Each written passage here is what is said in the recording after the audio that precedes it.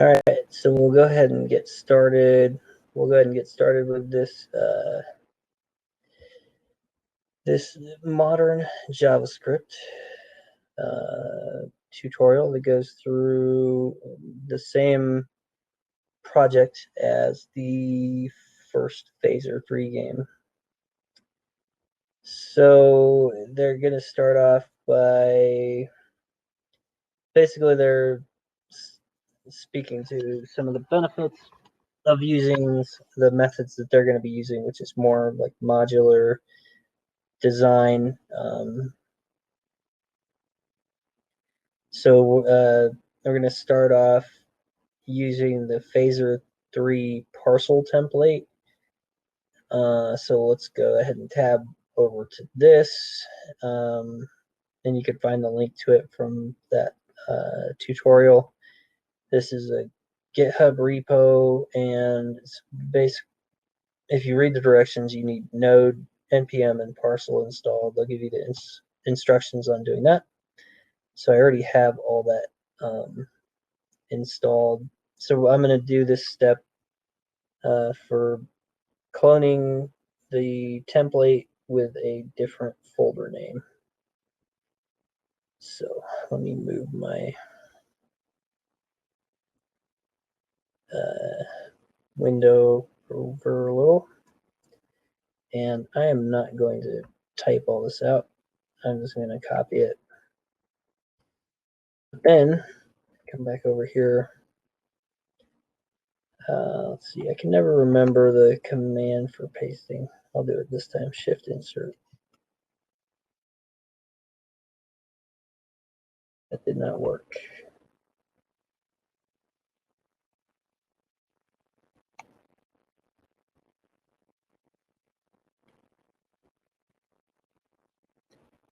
I am puzzled. Okay.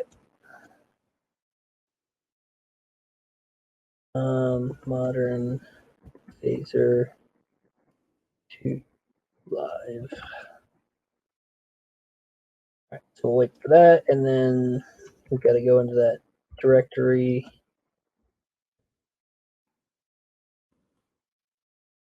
Great, so there we are. I'm going to navigate to that in VS Code as well. Never mind the projects over here. Never mind the wizard behind the curtain. Phaser, modern Phaser 2 live. Oh, well, that's not going to be that far away from where I'm at here. Great. I just have this massive, horrible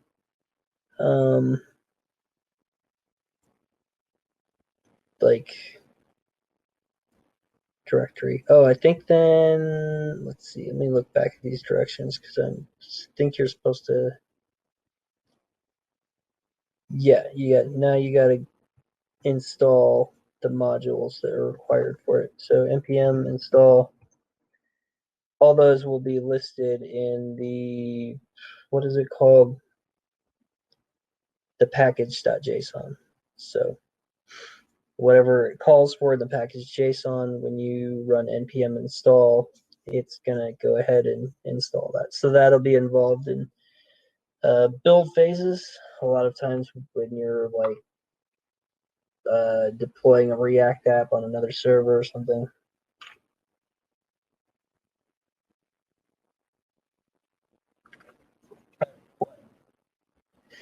Feel compelled to mention that, but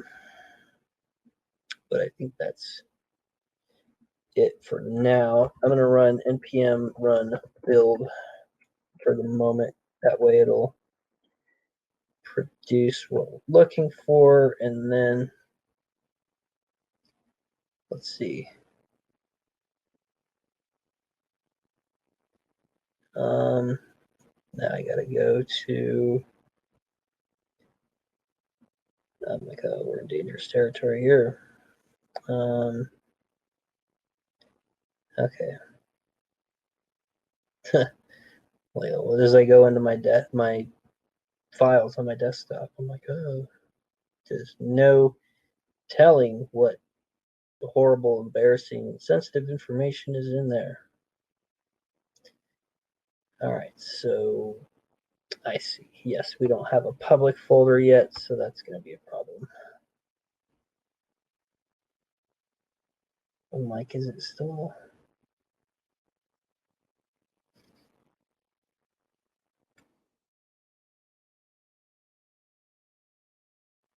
I'm confused. It's still running. Oh, it's being slow. Maybe I shouldn't have tried to stop it. The struggles of doing.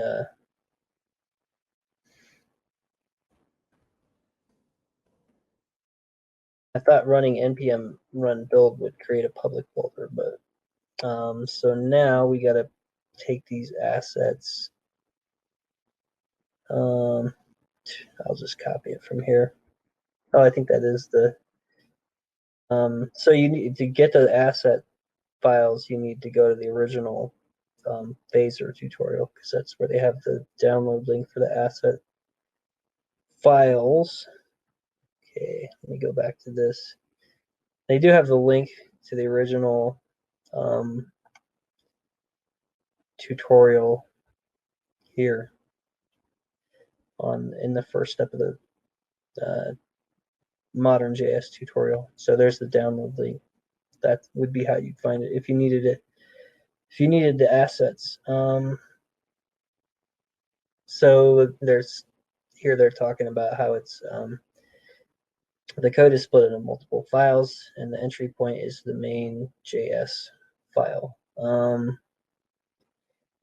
So this has some of the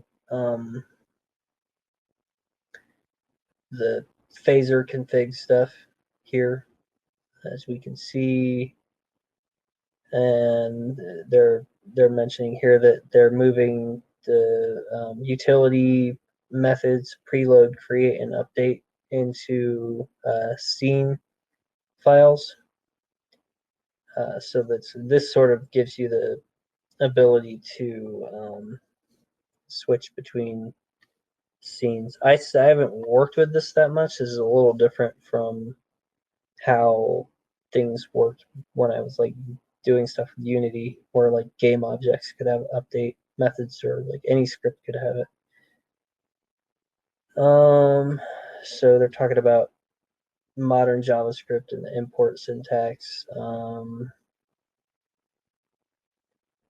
Yeah, so this just this front end import whatever from wherever. Won't really deal much with that. So they're talking about how the original Phaser project was all designed. It was basically the whole thing was an HTML file, and then there was just one script that was all embedded in that in the HTML file, which is not really ideal. It's one reason I kind of like this tutorial. So hold on, I'm a little confused because I think they should have said something about putting the assets. Let's see, assets. Okay, so it's further down. So we're gonna create a game scene first. This is where we're at now. Using Hello World scene as a guide, change. So basically, we're just gonna follow this. I'm gonna minimize that so I can read that while I do this, and not minimize it, but unmaximize it. And then let me go into scenes, and we'll make a new file, game scene.js. And then we can go through this. And I'm going to type a thing. Import phaser from phaser. I'll try not to use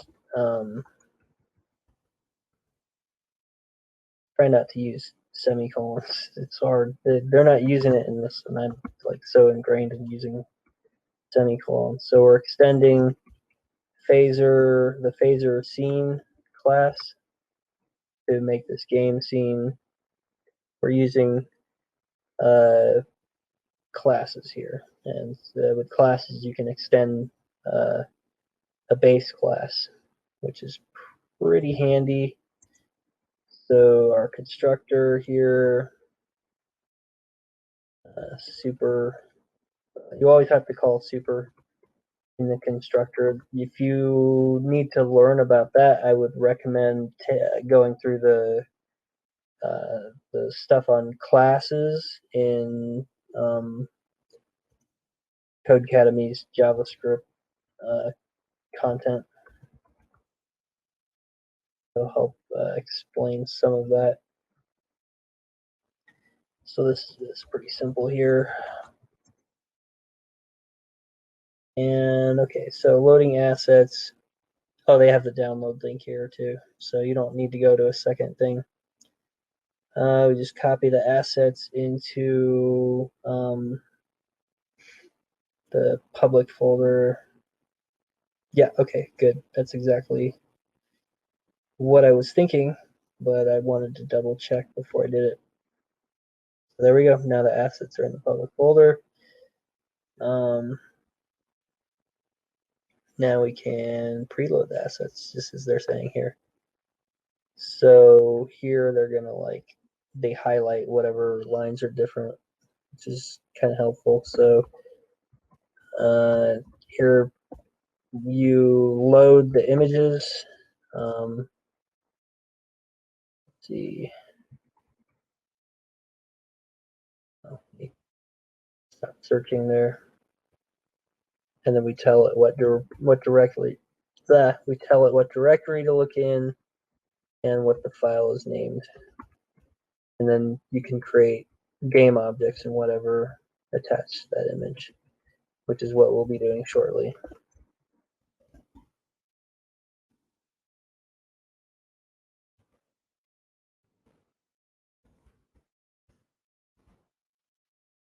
All right. I feel like this could probably be done quicker, but I'm going to make people suffer through it. My main issue is I don't want to just copy paste stuff and then there's no sense of what's going on.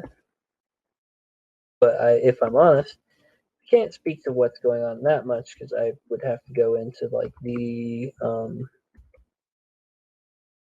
the documentation and everything. But basically, as far as I can parse, we're loading these images into Phaser's sort of runtime stuff, and then from there we can do other stuff. And this first word we use is the key that will be used to access that image with other things. Like we can add physics to that image. We can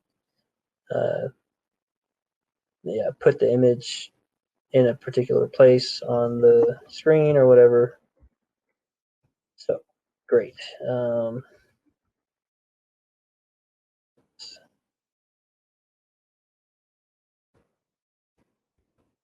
I have to say,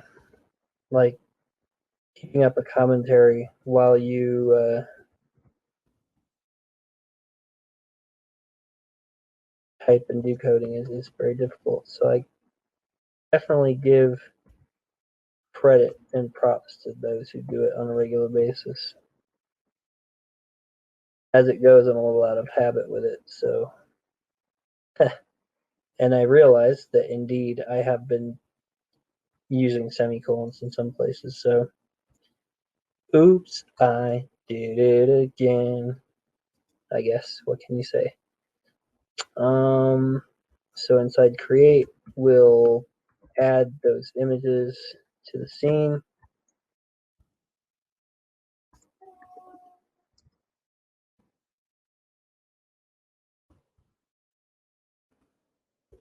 And this, you can see where we're using that key. And this tutorial will have us change the method by which we're doing that. So we got to add the game scene to the scene list. So we'll go into the main.js, which has the scene list. We'll take out hello world let's import. We have to import game scene. So import game scene from, and then VS Code is helpful. It'll help us like find that. Refresh. Okay, so good. We're using some stuff where we don't have to specify the extensions. Sometimes you do stuff. Yeah, I won't go into that, but if you're using like plain JavaScript without some of these higher level task runners and everything, you have to like use the extension. So it's something that is kind of a gotcha for me when I'm moving between simple plain JavaScript and like React or whatever. Okay, so I think we've accomplished that. Oh, okay, so gravity, we changed that for some reason. I don't know why they didn't set that to begin with, but maybe it's to give you practice, like changing stuff and looking at what these values are. Okay. So this, there won't be much to look at, but now we can, if I haven't messed anything up, we can, right, npm run start. I was trying to remember the command for that.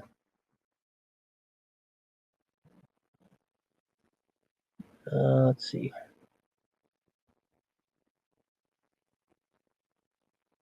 We'll copy that.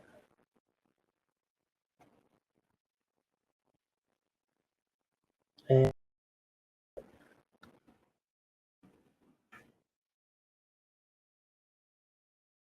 might take a minute to open.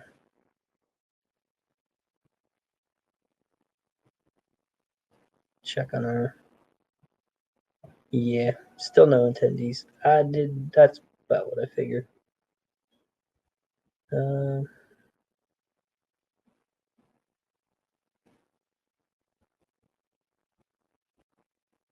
Wait, how did I end up back here? Oh, this is the, right, that's the original. Great, so it looks like we made it through part 1 of 5, I think. Let's see if this thing loaded.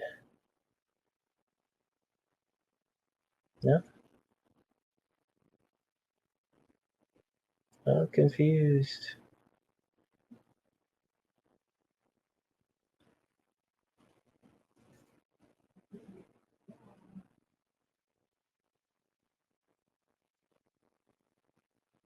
I will get some water because that sustains life.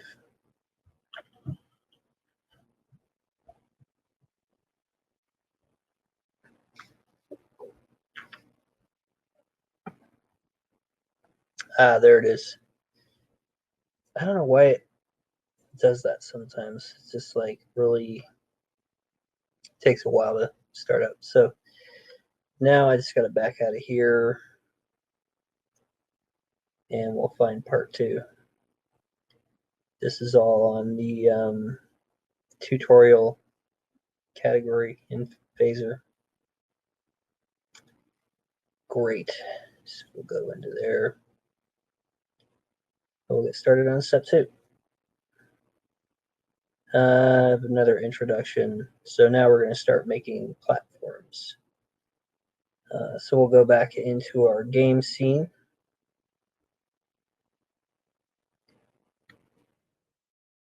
And we're going to use the ground asset.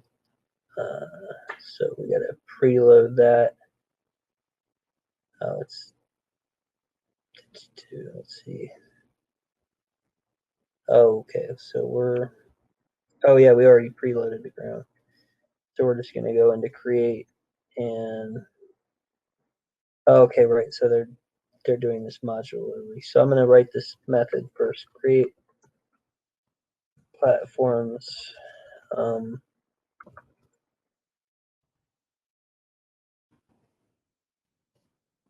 And then we're going to define a group that allows you to add physics effects or collisions to all the entries in a group of objects. So then you can just add, just like you were adding this guy image here, we can add platform images that have all the properties that we've assigned to the platforms group, which will involve collisions, of course, because these are the platforms that the player is going to interact with.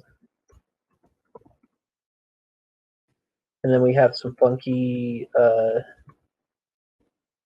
commands here because the ground asset is not big enough to stretch across the screen, so it's having it scale by 2. But then we have whenever you change the scale of something, you have to tell the engine to refresh body. I gotta double check it's written there.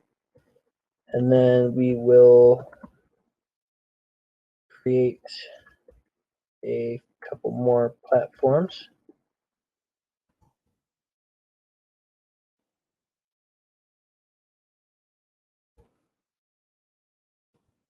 Oops, I am copying the wrong thing, as will happen. Okay, now that I have done a few, I can rely on auto fill to do a few for me. I'm not the fastest programmer in the world. But hey, or the fastest typer, whatever. I'm getting there. Okay. So we should see the platforms now. Let's see. Oh, right. I forgot to. I skipped this line.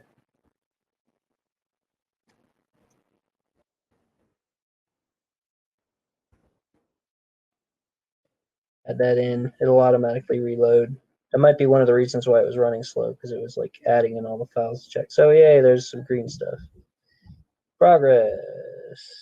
So now they're going to have us start using keys. So we'll use a key. So instead of using words here, so the issue is that we could do a typo easily. So we'll just assign that value to a key object, and then we'll use the key everywhere, which will help us avoid typos. Even if we made a typo, as long as we repeat the typo everywhere we use it, then it's not really a typo. It just has to be consistent. All right. And yes, so we've done all those as well. Great. So we're gonna start making a player. Dude key, and we'll replace that with the dude key. Great. And then in the constructor, they're gonna have us create a player variable that's attached to the object that is this class. So let's see, we have dude key, we're using the dude key there, and then we're going to have a create player method. My scroll does not work well. Okay, create player. I'm not going to try to copy their formatting. I don't like that. I don't do things that way. So this dot player equals this dot physics dot add sprite.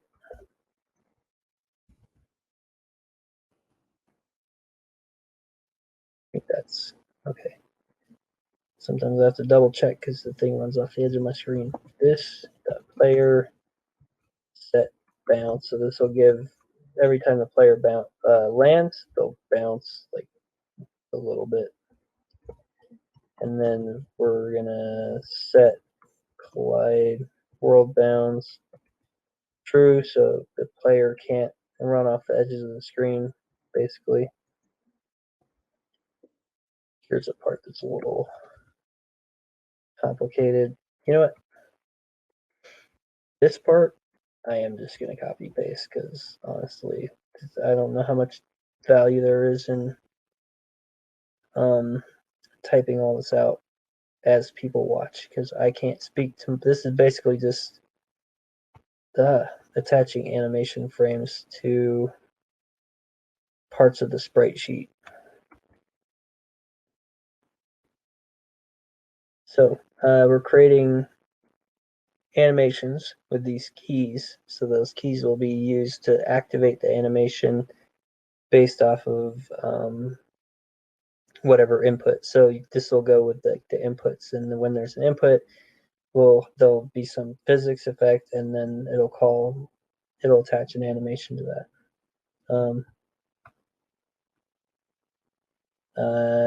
Yeah, they're saying they use the key. Oh, I still need to call the create player method.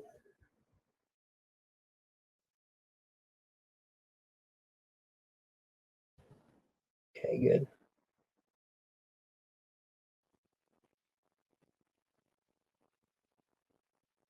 Oh, is that it? Okay, we should see this reload then. And then there'll be a little guy in there, except he falls to the ground. So the next thing I think is going to be talking about making collisions. So let's go through that. Time for part 3 of the tutorial. I'm excited. Are you excited? I hope you're excited. Of course, I've already gone through this, but I wouldn't be a very good host if I hadn't. So, yes, colliders. So now we're going to start making colliders. I got to go up to the if you like pina colliders and things that get in the way, then just add some physics and you'll have some points to take. I don't know. I'm the worst. Create this add image. So, oh, okay. So we're gonna update how they do this a couple times. They're like, oh, do this, and then they like change how it's done. So let's see. When in for create platforms, it's gonna return platforms.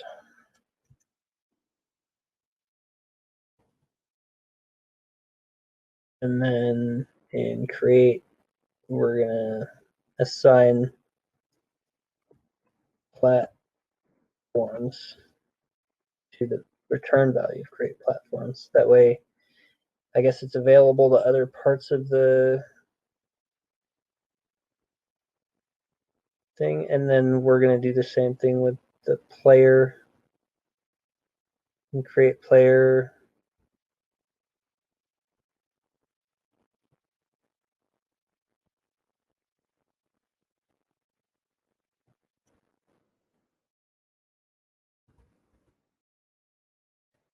Instead of saying this player, we're gonna make it a constant and we'll return it. So the reasoning behind this that they were giving is that whenever you have a method that's called like create or whatever, that you should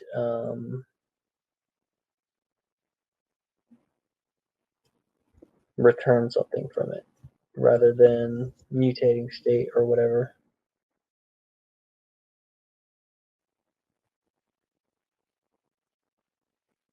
Okay, let's see here. All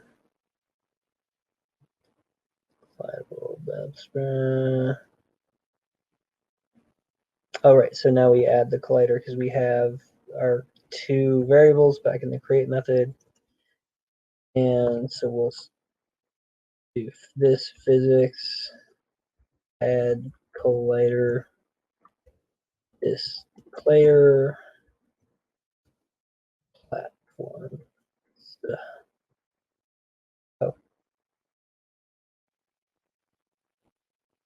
that would help. Okay.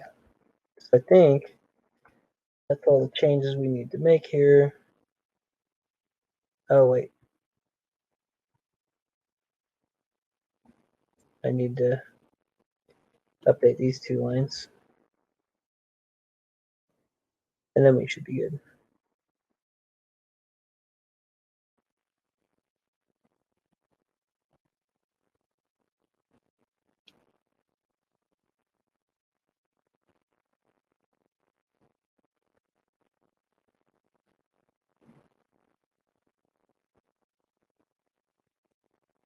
Right, so they're basically talking about, this is all what they were saying about how create functions or methods that are called create whatever shouldn't mutate state. They should just return whatever thing they created, and then in the surrounding method that calls it, that you can assign that value to whatever you need to. Encapsulation or something. Now that we've I'm just the best at guiding you through a tutorial, aren't I? I'm really explaining all the concepts so well. Now that we've added a collider, our player is interacting with the platforms as we expect. So, okay, so now we're gonna add some keyboard controls. That's great. So in the constructor, we'll add cursors.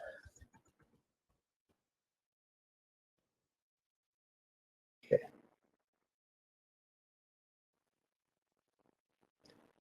Then in create, after the collider, cursors equals this dot input, create cursor keys. Okay, good. That's all you gotta do. So now we have to make an update method. I think we'll make that right here. So if this cursor's left is down, this player set velocity x minus 160, this player anims play left. True. Else if this cursor's right is down, my commentary is going to be amazing right here. What do you expect me to chew gum and walk at the same time? Trying to code over here.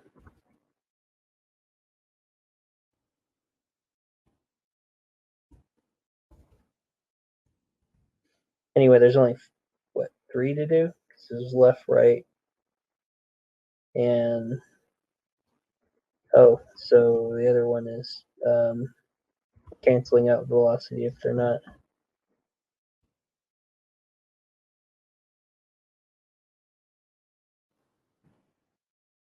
I think, like, when I played through this, I wasn't the craziest about the physics. I would probably prefer something where it's like the longer you hold the jump button when you initially jump, maybe you like jump higher. That way you could do some like shorter jumps if need be. Might feel a little more responsive. You know, basically like Super Mario. But I would have to look through the documentation to have some idea of how to do this. Because how this works is we're checking if the down arrow is being pressed and if the player is touching down, like if the downward facing side is touching anything with a collider, then the jump can be activated.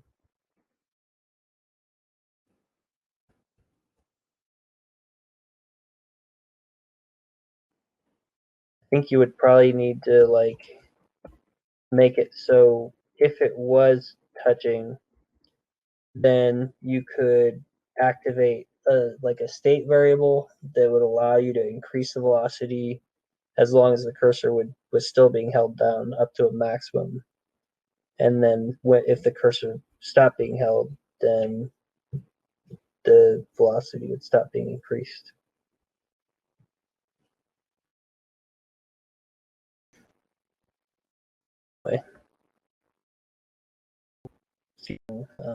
On that, oh, I overshot where I was at. I think that's it though.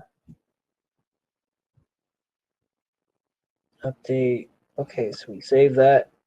I guess that's the entirety of that. Oh,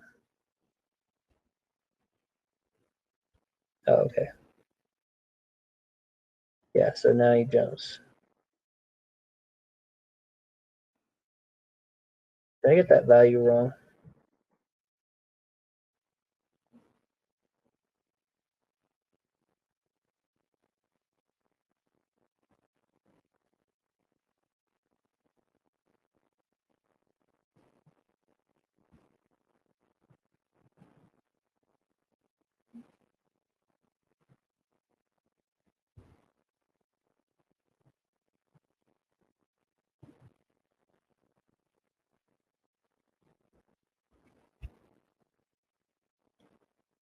Because I remember this happening in my previous when I was going through the thing.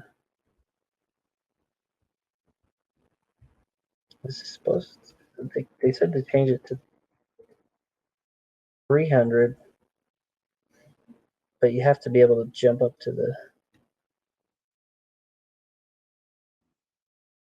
I don't know if that's excessive or not.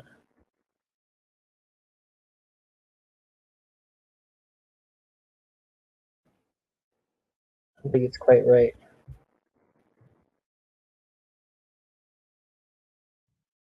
I messed something up. Either the gravity is too strong or he's not jumping high enough.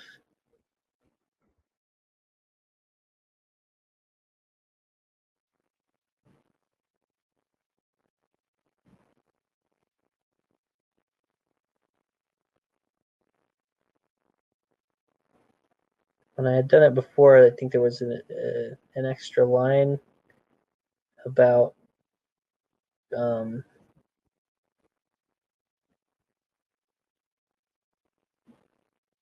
one puzzle. I'm just going to increase the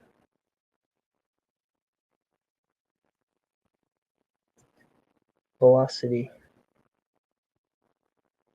Oh, 330. That could be the problem.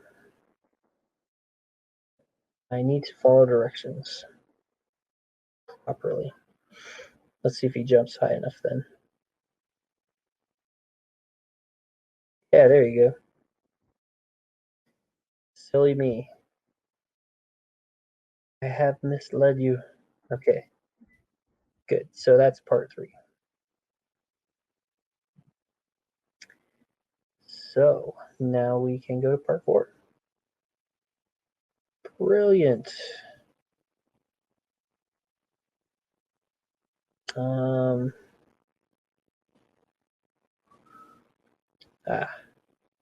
me not make annoying noises. Probably won't help things. So again, they're doing their interest or introduction, and then we're gonna go ahead and make another key.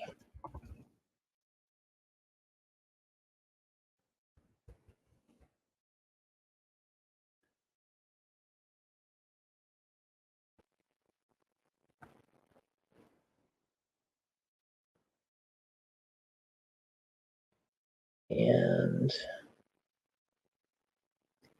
after we create the player, well, let's just go into create stars. We'll make that first. Create platform, create player. Let's write create stars here.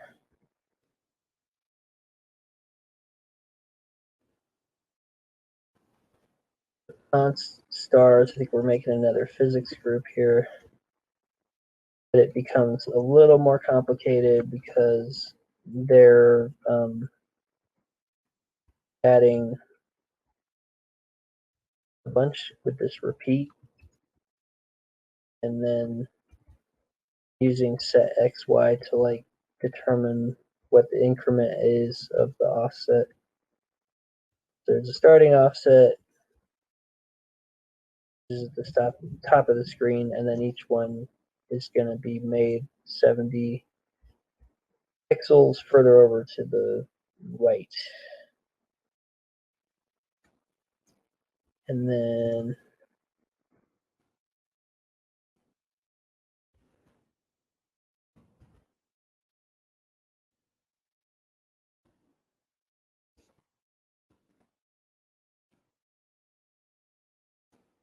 hold on, I think I need to.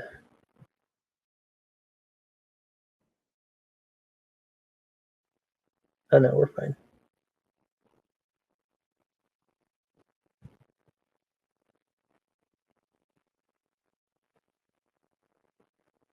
Messing me up.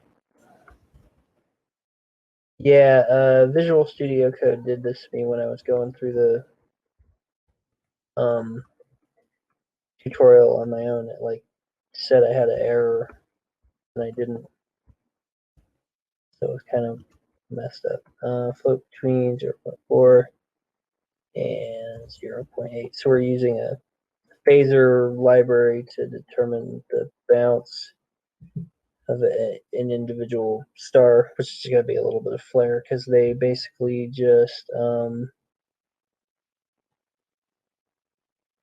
fall at the beginning of whatever phase when they're populated, and then that's about it. So let's go into create underneath player, const stars equals create stars.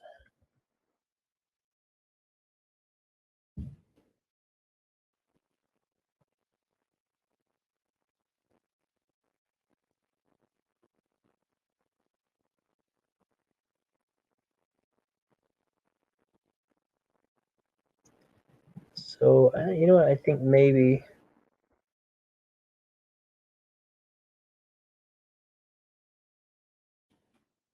I see what I did wrong here. I put it inside the create players thing. Okay, so that should work now. Ugh. Okay. And I did return stars from that, right? But you gotta return stars. Yeah. Gotta return stars.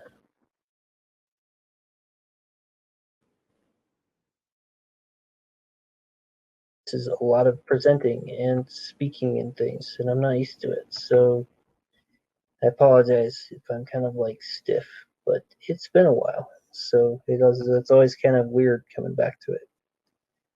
It's like, oh, I don't know how to act. Oh, is my face doing the thing? I don't know what thing it does, but so we'll add a collider. Add collider, stars, platforms. Now the stars will collide with the platforms. I think that's about it.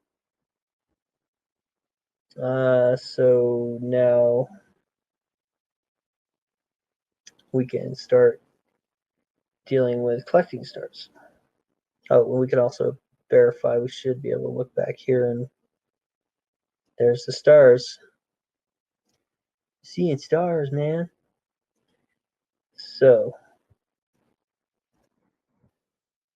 physics, add, overlap, this dot player, stars, this dot collect, star.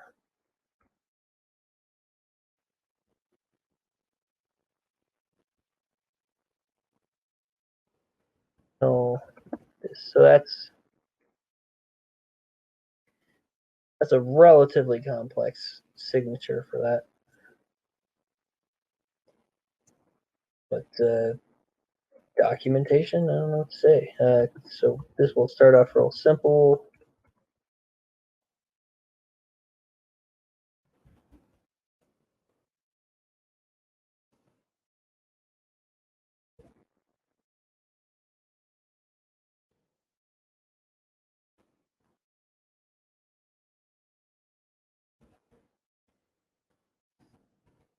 Okay, so we're disabling the body. That means we're just turning off the physics and the display on it, I think. Oh, I did the thing of starting this in the wrong spot again. That's the proper scope for a method. Not putting a method inside another method. Which I think you could do, but there's a way to do it. That's not it. Because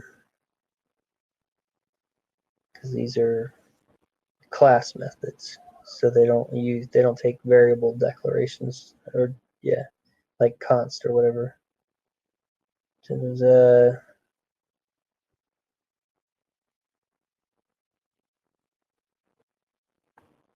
so let me make sure I wrote collect star right.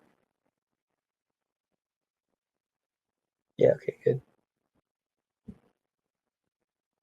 And I guess we could test that now. We should be able to have the guy run around and I'll make the stars disappear.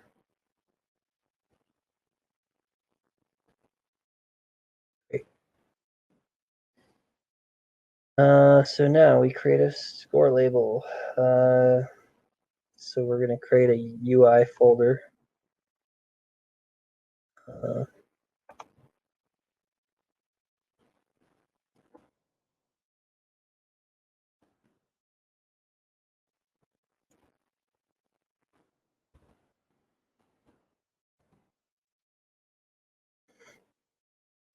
And we'll start copying this code then.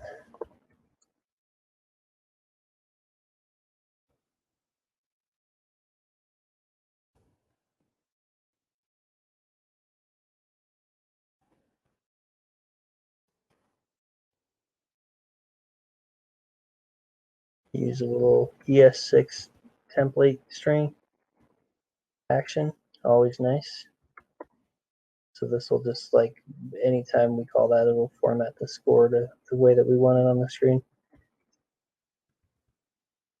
They're just having us make a score label class. I forget the reasoning, but it was solid.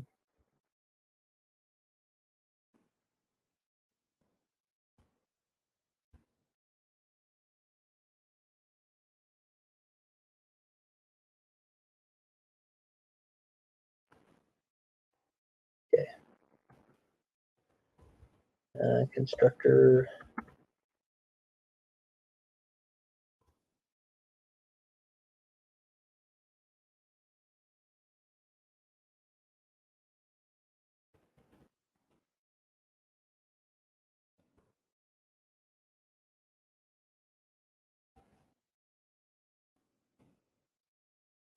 Oh, I see. So in the constructor, they're converting the score, like the raw score, to the formatted score. So that's pretty good.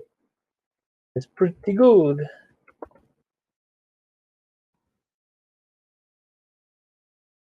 And there's a couple methods in here for dealing with the score, set score.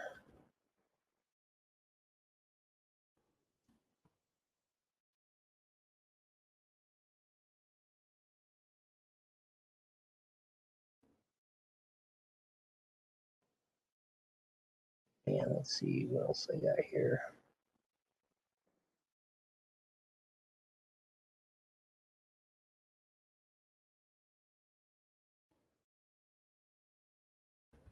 Oh, that's handy. So anytime you want to add points, takes the call set score with the current score plus the number of points you sent to it.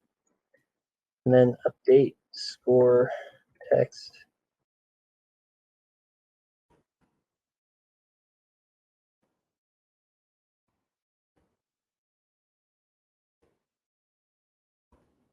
Okay. That's pretty comprehensible. So they decided to do this whole class and everything to keep all the scoring logic in one place, which makes some kind of sense. And that's true. If you compare this scene with the original file from the original phaser tutorial, it's a little less cluttered, more organized, more comprehensible.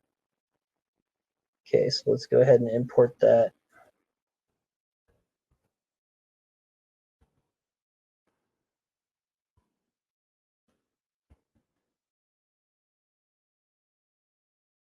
I don't think this part will be too complicated.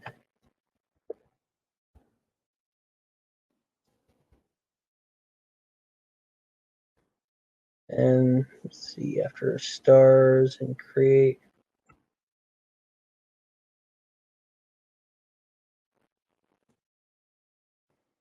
we'll define score label.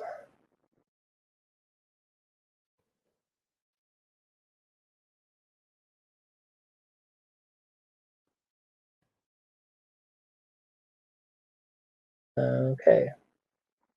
Now we have to make the create score label method. Oh, so we got to go to collect star.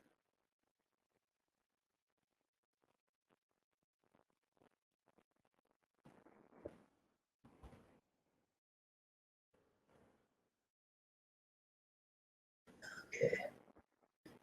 Now, what? Cursor, why you do this? Create score label.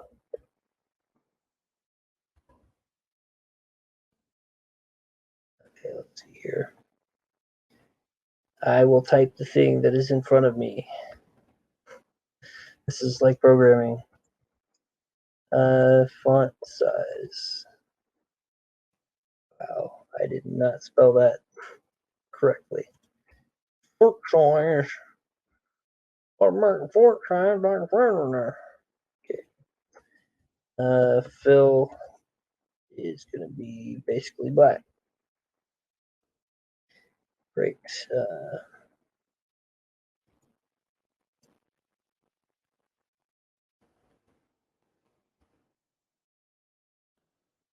Let me make it an instance of the score label class.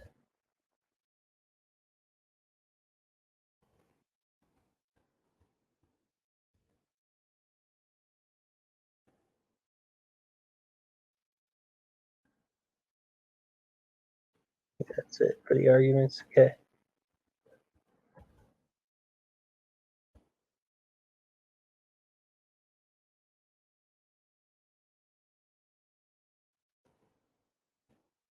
And I think this add existing is a way of implementing the display interface in Phaser with that constructor. So let me make sure I saved score label. Yeah, okay, so that's saved. That's saved. I think that's it. Yeah, so over here it's saying they created an instance and then used add existing to add it to the screen rather than using the add text factory.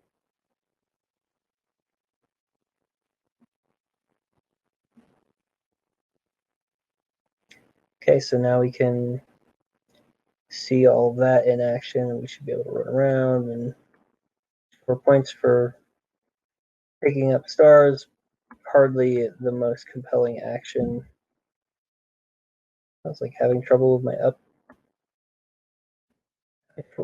arrow. I don't know why. I think it's my keyboard. I don't know. Have I been hammering the up arrow that hard? Jeez. With my keyboard and stuff. I don't know. Mysteries of the universe. Mysteries of the unibrow. It's very mysterious, the unibrow. It can be very dense, so many things could hide in that unibrow. One never knows. Thus the mystery, and it's a real heart of darkness situation, you know. Sorry, I don't know. My mouth just says things. It's, you know, whatever. So now we're going to start dropping bombs with a bomb spawner. So,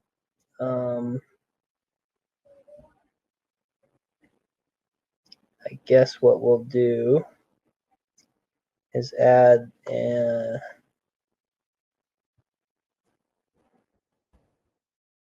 enemies folder, and then create the bomb spawner. Yes.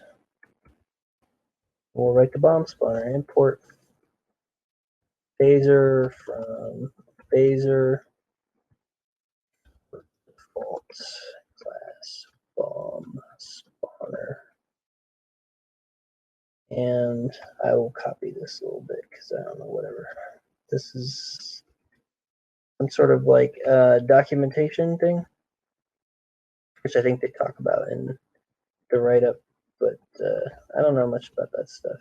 I probably should know more, but I don't right now, so sorry.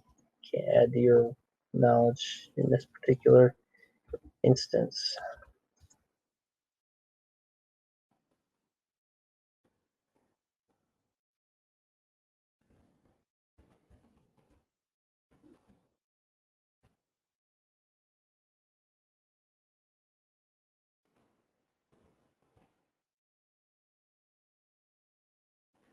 So we're creating the group.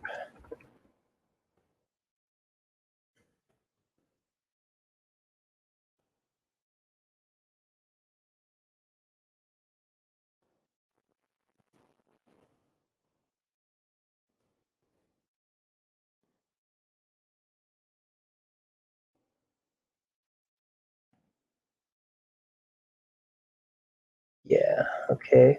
I can't say much about this because I don't understand all of this, the absolute most.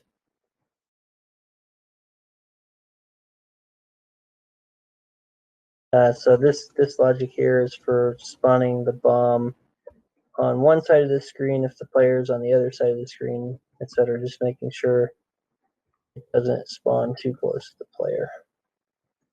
So we have a little ternary statement here.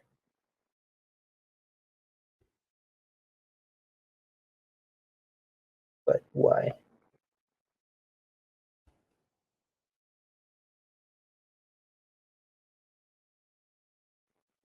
So if the player is on the left side of the screen, we're going to spawn the bomb somewhere on the right side of the screen.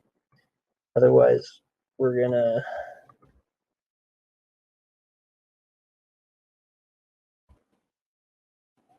probably between, yeah, I figured 0 and 400.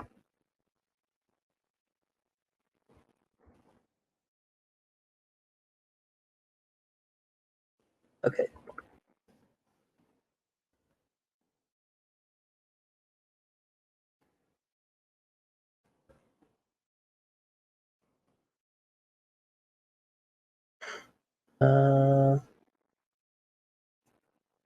Okay.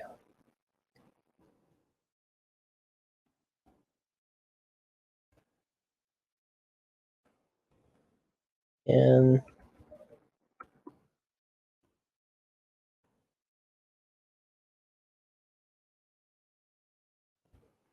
oh, wait, autocomplete is not helping me with that one. I could have used its help because I set world bounds. Set collide world bounds. It's another situation where I can't like speak 100% to what we're doing here because I don't know that well. I am going through all this more or less with you all.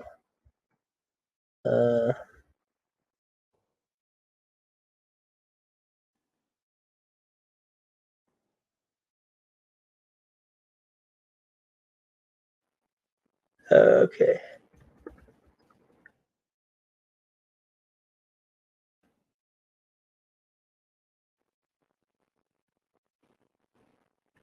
So I think that's our bomb spawner.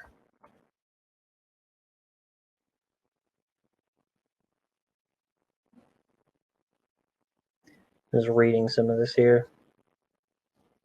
So as they're saying, the bomb spawner can be used in multiple scenes and spawn bombs in more places without duplicating any code, so on and so forth. So now we'll go back to the game scene and bring the bomb spawner into here. So first we'll import it.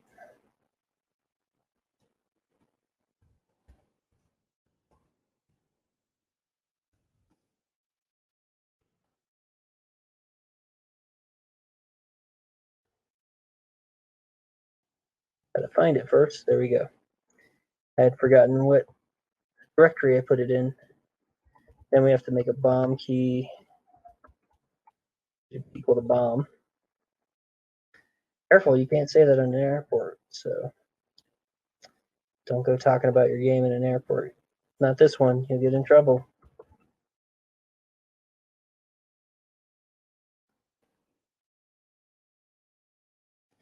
That's probably not a funny joke. In which case, I just say it wasn't a joke. It was just words. Probably doesn't matter. Okay. Let's see. So under score label, we will assign this.bomb spawner to new bomb spawner and bomb key. Okay, I think there's still a little bit left to do.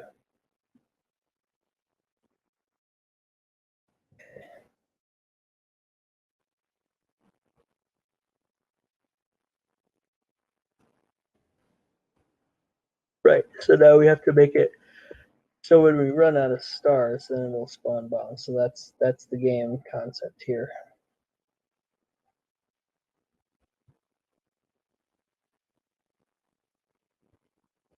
Oh, we don't use this line anymore, so we don't need it commented out. And instead of assigning stars to const, we're going to assign it to this.stars. And then bomb spawner, const bombs group equals this.bomb spawner.group. And that allows us to add a collider. We got to change this code because stars is now got to be this.stars. And then we're going to add the collider for the bombs.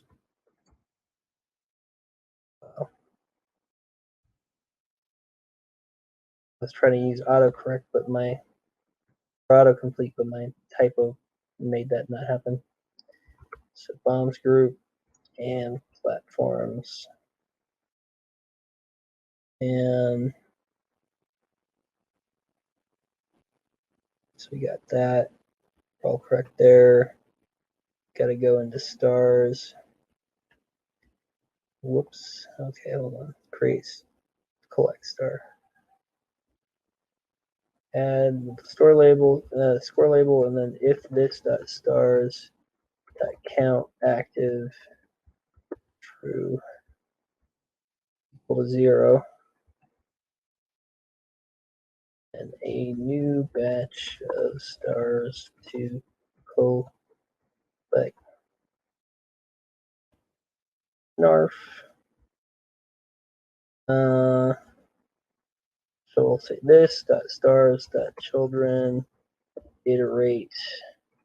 So we're iterating over all the stars in the stars group. Child, listen.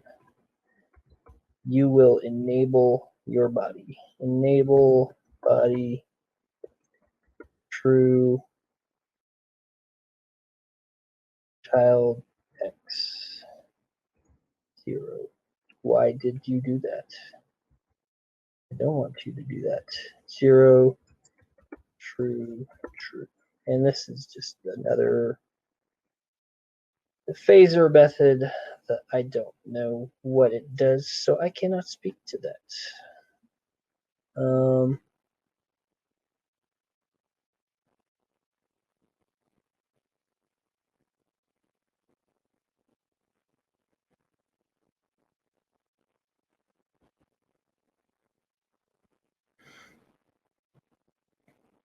Yeah, I thought that I think they just messed that up. And I did that the first time. That confused me. Okay. So if you copied this code this way, then a bomb would spawn every time you collected a star. You want it inside this logic that's only firing if the count active is equal to 0. Otherwise, the game is just going to get insane.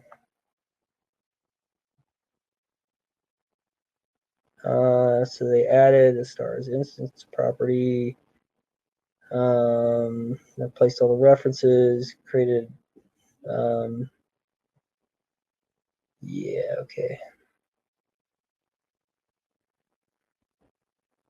Okay, so come up here and make a game over variable, and then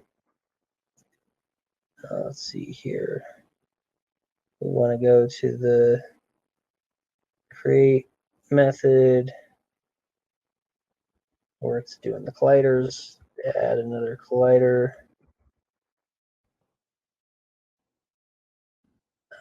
between the player and the bombs group.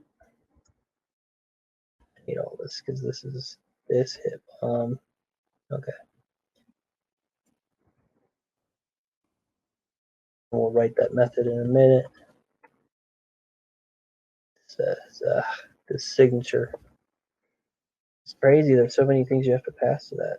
So, I guess it's useful probably for a larger project or something, but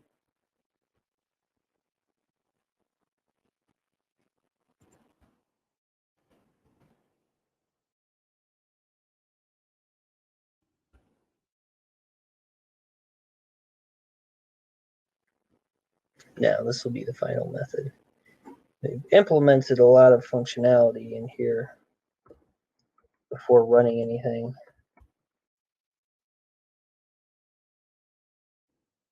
But should be all right in this instance if I don't do more typos.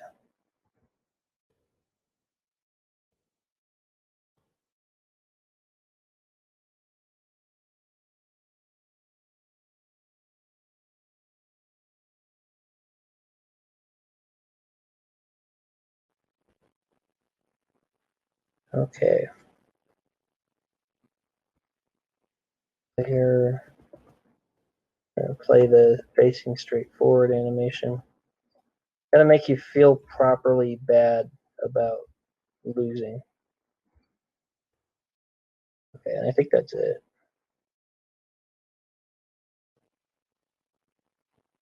So from there, I mean, you could add more stuff, whatever. But this is making, modern, making the same tutorial that's in the phaser, on the phaser site. This one kind of technically is too, but it wasn't written by phaser. To make